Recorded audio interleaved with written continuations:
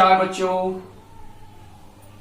आज की जो टॉपिक है वो हमारी ये है कि क्या है टॉपिक, सुपरपोजिशन प्रिंसिपल। तो आज हम बात करेंगे सुपरपोजिशन प्रिंसिपल की। ये क्या है बच्चों? देखो, मैंने इससे पहले भी पढ़ा है। ये कहानी है मल्टीपल चार्जेस की। ये कहानी है, this is in the story of multiple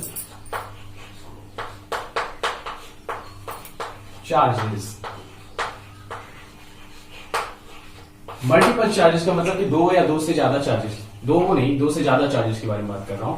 जैसे मैंने इससे पहले वाले में देखा था कि फोर्स क्या हो रहा है, दो चार्जेस पे लग रहा है, ये इस पे लगा रहा है, वो उस पे लगा रहा है, ठीक है ना। यहाँ पे मैं एक ऐसा कंसेप्ट लूंगा, इसमें क्या करूंगा कि बहुत सारा चार्ज होगा एंड डिस्क्रीट चार्ज, ठीक है ना भाई। मतलब पॉइंट चार्ज यहाँ यहाँ यहाँ यहाँ यहाँ यहाँ, ठीक है, मैक्सिमम मोर देन 2, ठीक है। और होगा क्या कि उसमें मैं एक टारगेट चार्ज लूंगा, और टारगेट चार्ज ऐसे तो क्या है, हाँ देख लो पहले, टारगेट चार्ज लूंगा। और टारगेट चार्ज मतलब कि वो चार्ज जिसपे सब कोई मिलकर फोर्स लगा रहे हैं। ऐसे तो सब एक दूसरे पे लगा रहे हैं, लेकिन मुझे ये निकालना है कि एक पर्टिकुलर चार्ज पर टोटल फोर्स कितना लगेगा, ठीक है। इसकी मैं एक इक्वेशन निकालूंगा, ठीक है ना। चलो वो देखते हैं। तो मैं यहां पे लिखता हूं इसके बारे में, फोर्स ऑन, कंसेप्ट क्या है, force on target charge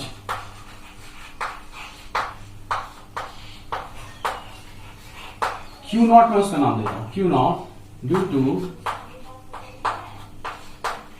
all charges in the system, in any system, okay। चलिए अब मैं आगे बढ़ता हूं। तो सबसे पहले खूबसूरत सा पिक्चर बनाता हूं।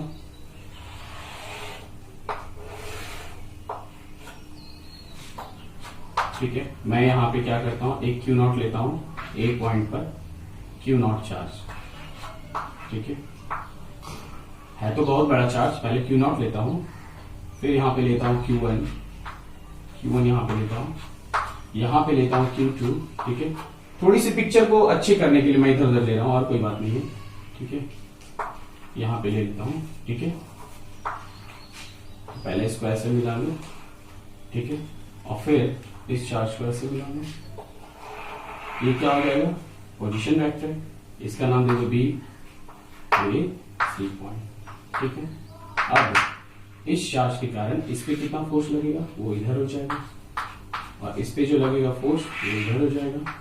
तो ये हो गया Q1 Q2 के कारण। ऐसे क्या करूंगा, Q3 के कारण भी होगा, Q4 के कारण होगा, है ना।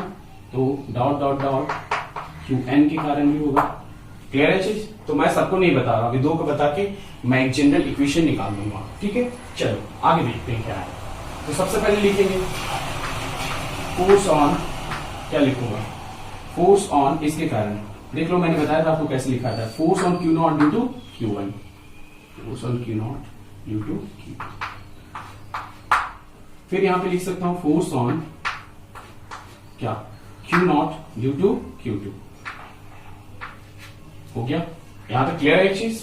चलो अब मैं पोजीशन वेक्टर दे देता हूं। ये क्या हो जाएगा, R1, ठीक है। ये क्या हो जाएगा, R2। मैंने कूलम्ब्स लॉ वेक्टर फॉर्म में बताया था ना, बस वैसा ही सिमिलर है, ठीक है। मैं यहां मल्टीपल चार्जेस को सिर्फ ले रहा हूं और कुछ भी नहीं है। तो देखो इसके कारण जो फोर्स का डायरेक्शन हो जाएगा वो इधर हो जाएगा। इसके देख लो इसके कारण तो डायरेक्शन इधर हो गया, इसके कारण डायरेक्शन इधर हो जाएगी। इसे क्लियर ना। तो आप देखो यहाँ पे वेक्टर का नाम दे देता हूं मैं, डिस्प्लेसमेंट वेक्टर का नाम R। ये 1 से 0 जा रहा है, 1 0 देख लो। और ये क्या जा रहा है, 2 से 0 पे जा रहा है, 1 0 लिखना था ना, 1 0, थोड़ा देख लेना दिख जाएगा। और ये क्या हो जाएगा, 2 0, 1 से 0 की ओर, ये 2 से 0 की ओर। क्लियर है चीज, है ना। तो मैंने क्या निकालने की कोशिश की है, Q नॉट चार्ज जो टारगेट चार्ज है उस पर टोटल फोर्स कितना लगेगा सारे चार्जों के कारण। तो अभी मैं सिर्फ Q1 और Q2 के कारण निकाल रहा हूं, उसके बाद मैं एक जनरल इक्वेशन बना दूंगा इसका, ठीक है, कि इन सबके कारण कितना होगा। टारगेट चार्ज मैं इसका नाम देता हूं target charge, on which you have to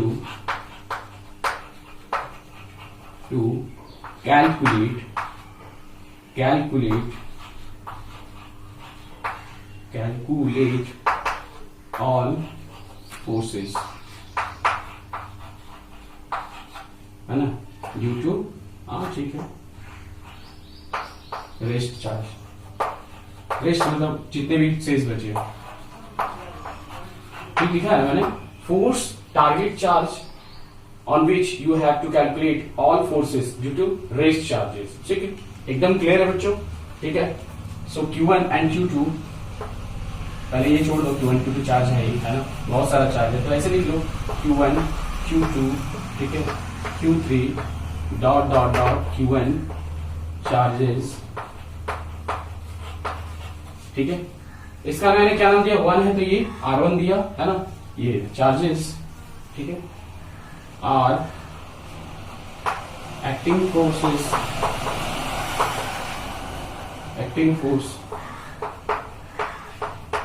on Q0। यहां तक क्लियर हो गया, ठीक है। अब आगे देखो मैं क्या लिखता हूं, इधर आ जाओ, यही भी लिख देता हूं मैं, ये लिखता हूं मैं R1 R2, ठीक है, डॉट डॉट डॉट Rn, ठीक है। ये क्या हो जाएगा, पोजीशन वेक्टर, देखो पोजीशन वेक्टर है ना, of charges Q0 Q1 Q2 Qn, clear है ये चीज, ठीक है। अब आगे देखो,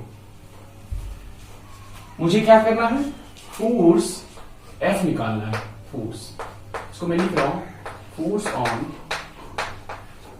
Q0 due to Q1 Q2 Q3 और Qn, ठीक है।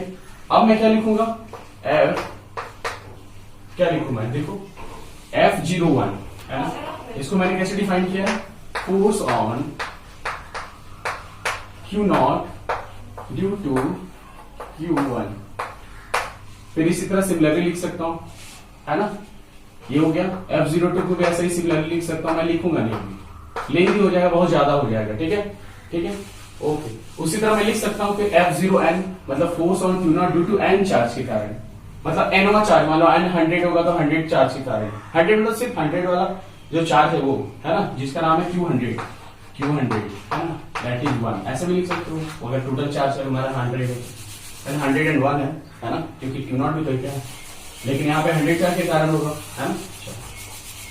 तो F इज इक्वल टू हम ये लिख सकते हैं, F अगर Q0 पे लग रहा है, मतलब टोटल फोर्स Q0 पे लग रहा है, तो वो किसके कारण लग रहा है, 01 फोर्स के कारण प्लस 02, है ना, डॉट डॉट डॉट 01, मतलब Q0 चार्ज के कारण, Q1 चार्ज के कारण, Q2 के चार्ज के कारण, और इस तरह से क्या पे Qn चार्ज है, मतलब टोटल नंबर ऑफ चार्ज के कारण, ठीक है, हो गया। चलो अब हम निकालते हैं F,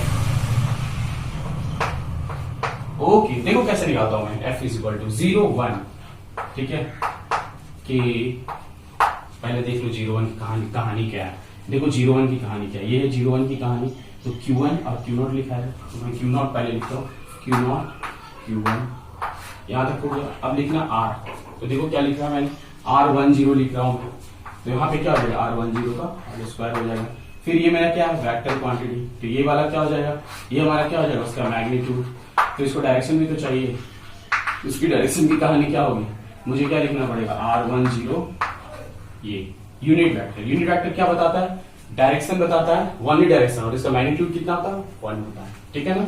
चलो मैं अभी इसको बिठा दे रहा हूँ, लिख ले रहा हूँ, ठीक है, चलो हो गया यहाँ पे। इसी तरह मैं क्या कर सकता हूँ, सिमिलरली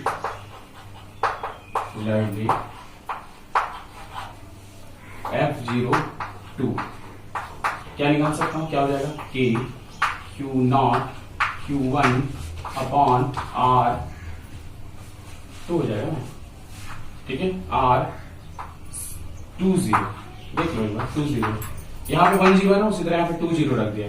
क्यू नॉट है और यहाँ पे 2 के कारण है, 2 के कारण देख सकते हो आप यहाँ से, अगर दिक्कत हो रही है तो ये वाला देखो क्या हो जाएगा, Q2 और Q नॉट, और दोनों के बीच डिस्टेंस कितना है 2 0, ठीक है। डायरेक्शन दे रहा है जिसको जो बोल रहे हैं F02, देख लो F02। तो यहाँ पे क्या हो जाएगा, यूनिक फैक्टर हमारा हो जाएगा 2 0, ठीक है ना। सो फिर क्या लिख सकते हैं, F0 n के कारण भी लिख सकते हैं कि नहीं, मतलब एनवा जो चार्ज होगा उसके कारण जो फोर्स लगेगा Q नॉट पे वो कितना हो जाएगा, Q0 Qn अपॉन R क्या होगा 0 n। देख लो बाबू, ये सब लिखने का फायदा क्या हो रहा है, देख लो मैं फटाफट लिखते जा रहा हूँ, ठीक है। तो यहाँ पे क्या हो जाएगा 2 है ना, तो n0, इसको देख के मैं लिख रहा हूँ, यहाँ पे 1 था 2 था, ये तो सिमिलर है, n0। यहाँ पे देखो, इसको देख के लिख रहा हूँ, यहाँ पे क्या है, यहाँ पे n0 का सही लिख रहा हूँ ना, 1 0 2 0 है ना, 1 0 2 0, तो सेम चीज तो लिख रहा हूँ यहाँ पे, 0 1 है और 1 0 लिख रहा हूँ। अच्छा 0 1 है ना, अच्छा ये 0 1 है, बाकी आर ये ठीक है, कोई दिक्कत नहीं है। अच्छा तो ये क्या हो जाएगा RN0।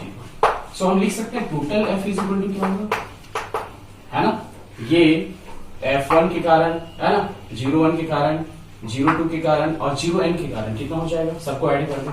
मैंने जैसे ये किया फ्रॉम इक्वेशन 1 से लिखो, फ्रॉम 1 यहाँ पे लिख दो फ्रॉम 1, सो क्या हो जाएगा देखिए, पहले ये वाला देखो आप कि Q0 Q1, ठीक है। आप एक अच्छा चलो बहुत ज्यादा गड़बड़ हो जाएगा ऐसा, फिर क्या हो जाएगा R10 कैप प्लस, फिर दूसरा वाला देखो K Q0 Q2, this is only mathematical equations, nothing else.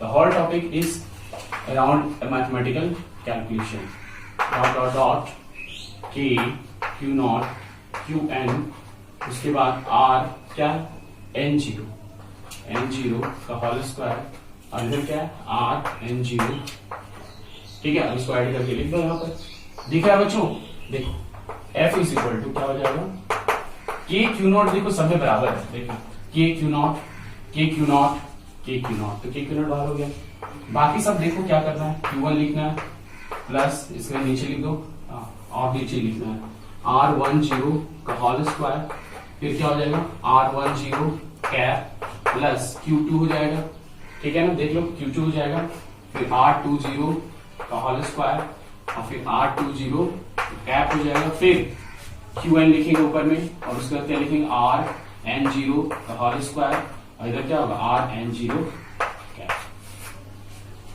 ये देखने के बाद मैं सीधा चलता हूं, आपको यहां पे बिठा देता हूं, ठीक है। आप एक बार स्क्रीनशॉट ले लो इसका, ठीक है, स्क्रीनशॉट ले लिया आपने, चलो ये मैं मिटा देता हूं, मैं यहां पे लिख देता हूं,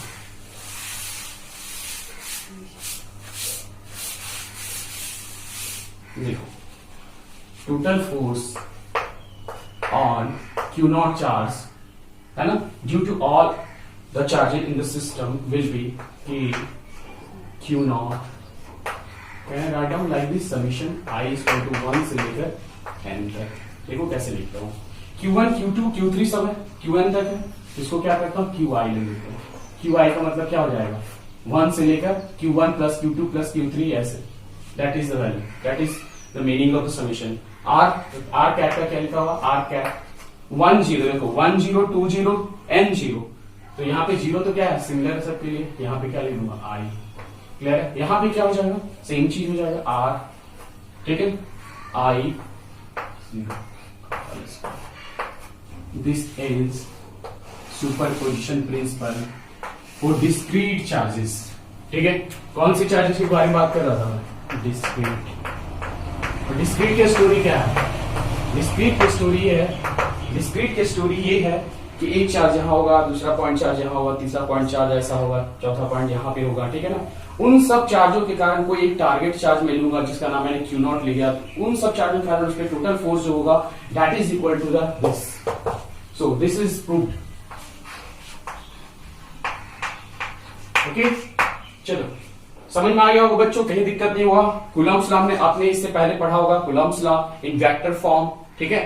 तो उससे कहीं ज्यादा आसान है। मैंने इसमें पोजीशन वेक्टर का इस्तेमाल नहीं किया, मैंने सिर्फ और सिर्फ इस्तेमाल किया, नहीं पोजीशन वेक्टर मैंने इस्तेमाल किया, यूनिट वेक्टर भी इस्तेमाल किया मैंने, लेकिन मैंने वो नहीं निकाला इसमें। क्या आप चाहो तो निकाल सकते हो, आप चाहो तो निकाल सकते हो, क्या ट्रायंगल ऑफ वेक्टर एडिशन का यूज करके R10 का जो वैल्यू है वो निकाल सकते हो, ठीक है।